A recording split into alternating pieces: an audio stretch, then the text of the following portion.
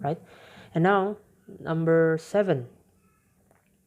How many multiples of 3 are there among integers from 100 to 200?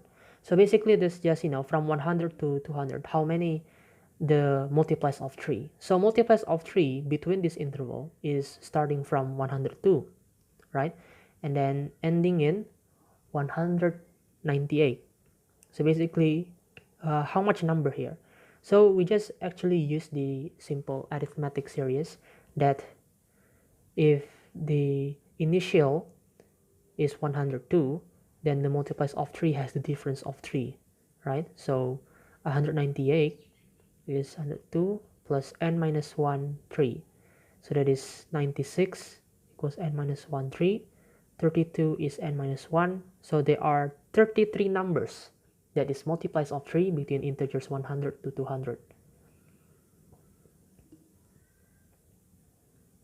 And now they ask about the multiplies, the sum of the multiplies of 3. So the sum of 102 plus 105 until plus 198. So because we got there are 33 numbers, we just use the arithmetic series formula. That is for Sn equals n over 2 2a plus n minus 1b.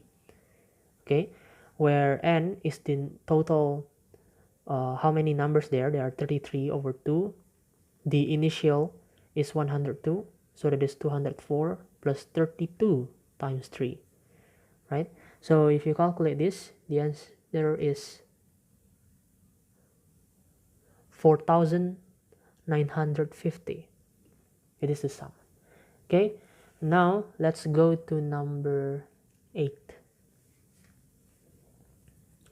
For number 8, it says that when x, there are cubic function when x to the power of 3 plus ax squared plus bx plus 5 is divisible by x minus 1, and it has a remainder when it's divided by x minus 2, the remainder is 5, then what is a and what is b?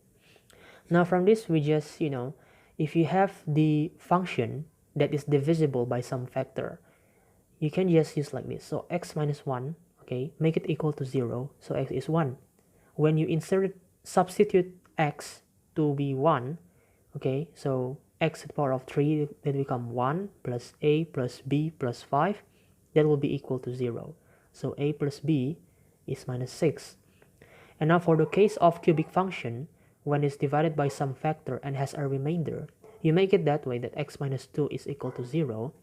So you have x equals to 2. And when you substitute 2 here, the same way as this, so 8 plus 4a plus 2b plus 5, that will be equal to the remainder, right? So 4a plus 2b is minus 8. Okay, now you got two variables, and now you got two equations. You just use the simple elimination. So let me just simplify that a bit.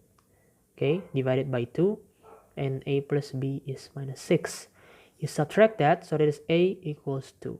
And b, just, use this. 2 plus b is minus 6, so b is minus 8. So that is for number 8. Now let's go to number 9.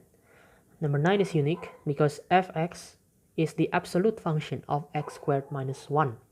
And okay, the first question is what is f0? You can just substitute that. 0 squared minus 1, that is minus 1. But because they have the absolute function here, you can just make it to 1. So it's like, they have to be positive. And now, what is the integral between the limits of 0 to fx dx? Now, to calculate this, you have to draw the graph.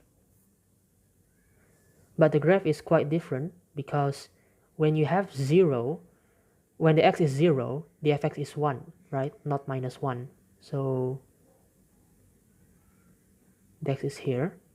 When you have x is 1, is 0. When you have 2, x is 2, that is 3. So the usual form is this way, right? There's a curve down here. So there's a curve, but it not go down because it is absolute function. It should be positive. So it go up like this. Okay, the difference is you cannot just integrate this function, just put it x squared minus 1. You have to look which function that is actually negative, but it should be positive. So you have to separate the function. You can see that from 0 to 1, the function that is negative, make it positive. But the function of 1 and 2, it stays positive because it positives that way, right? So the way to do it is that for the function that is altered from negative to positive, you have to make this function negative. So instead of x squared minus 1, put the negative in front of it, so that is minus x squared plus 1 dx. And then from the interval of 1 to 2, it's just the usual. Okay, now you can calculate this.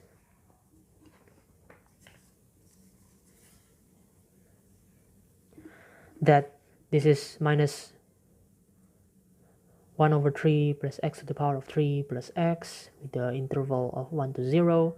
And this is x to the power of 3 minus x, 2 and 1. Okay, and now when you calculate this, the answer is 2. Let's go to number 10, that says ABC is the consecutive terms of arithmetic progression. And if a plus b plus c is 24, and a, b, c multiplied together is 440, what is a, b, and c? Now you can see that they said that a, b, c is the consecutive terms of arithmetic progression. But that doesn't mean that a, b, c is consecutive. So it is not that a is, for example, if a is 8, it doesn't mean that b is 9 and 10, because they said only consecutive terms. So meaning that we use the concept of arithmetic progression. You know that a is the initial, right? And because it's arithmetic, they have the same difference, right? And then, so a is the initial, b is a plus d, and c a plus 2d. And then you can substitute that to this equation. So a plus d plus a plus 2d is 24. 3a plus 3d is 24. So a plus d is 8. And now you can substitute these two to this multiplication here. So a plus d, a plus 2d equals 440. Okay.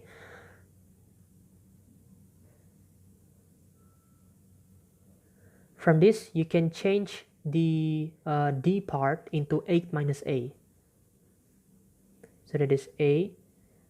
Actually, you can change this into 8. And this is 8 plus 8 minus a. Right? And this can be crossed into 55. This is 16 minus a. So minus a squared plus 16a is 55. And now this is just the concept of quadratic equation. You can just factorize that. That is minus 5a minus 11. So a could be 5, a could be 11. Now how to do this? Just remember that we have the equation here. If a is 5, then d is 3.